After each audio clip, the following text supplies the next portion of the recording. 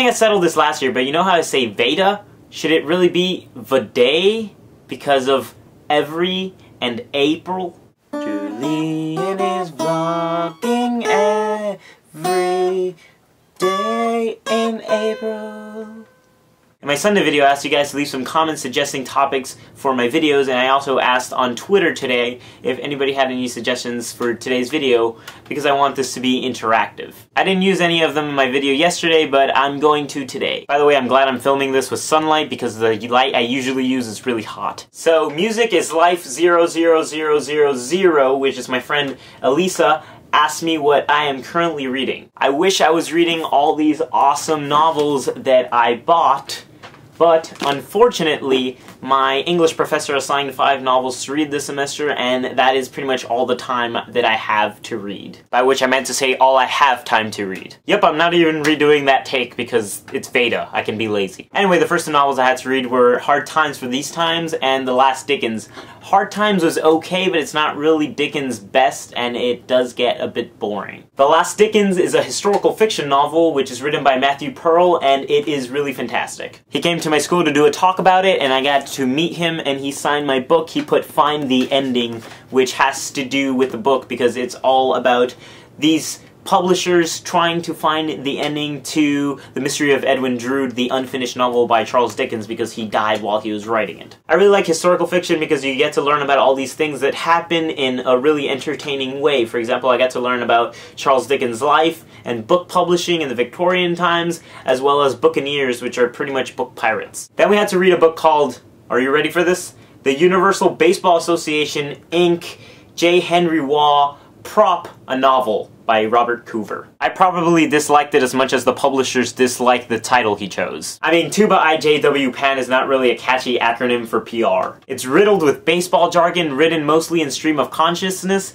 and the deranged protagonist of the novel pretty much makes up all these baseball characters' lives in his head, and you just jump into their lives, and they're having conversations with each other, these baseball players, and they have like inside jokes that the reader isn't in on. In short, this was the note that I made when I finished the book.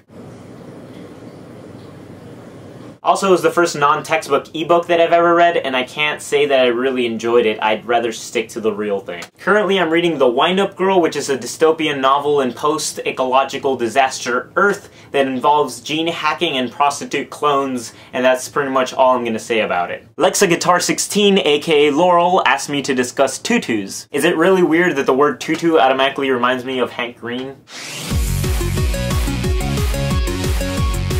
I mean, that's really all I have to say on the subject of tutus. I don't think they're really an accessory to be worn to, like, the mall, at least not seriously, but I'm totally okay with Hank Green donning one to sing Never Gonna Give You Up and Hank Roll people. On Twitter, Genevieve0429, or Jennifer, asked me to talk about food. Now that both of my parents work, when I get home from school around lunchtime, there's nobody home, and so that means I either have to eat some leftovers or cook for myself, which is always really interesting. One solution to this was buying 6 boxes of macaroni and cheese, but I've only got these 2 left. Also, if you look in the fridge and all you have left are side dishes like rice, just add a bunch of cheese to it, and then you pretty much have yourself a meal. Maybe I'll cook something in a video this month. That's always an adventure for me. I end up Googling really dumb things like how to cook frozen meatballs. You don't boil them. That's a hint. You microwave them because they're already cooked. Having a mom who's a chef, you'd think I'd know that. My school day today was actually pretty chillin'. I got to see a zombie movie in which the main characters are dogs and they're pretty much just roaming around town because their owners got turned into zombies, but the zombies don't actually go after the dogs, but the survivors in the zombie movie, like, capture the dogs to eat them, thus showing that you don't have to be zombified to become a monster. Or something like that. Anyway, I gave the movie a 1.5. It was all shot in Miami, and it was pretty good. Also, my hilariously odd statistics teacher decided to show us a YouTube video in the last 5 minutes of class. Can't you see the place where I should be? I'm a Thank you to everyone who suggested awesome new YouTubers to watch, and those of you who suggested video topics, because I'm gonna need a lot of them this month. And here are my VEDA friends, so go watch their videos too, because they're really cool. Woo! Stay awesome, I'll see you tomorrow. This is my bed right now.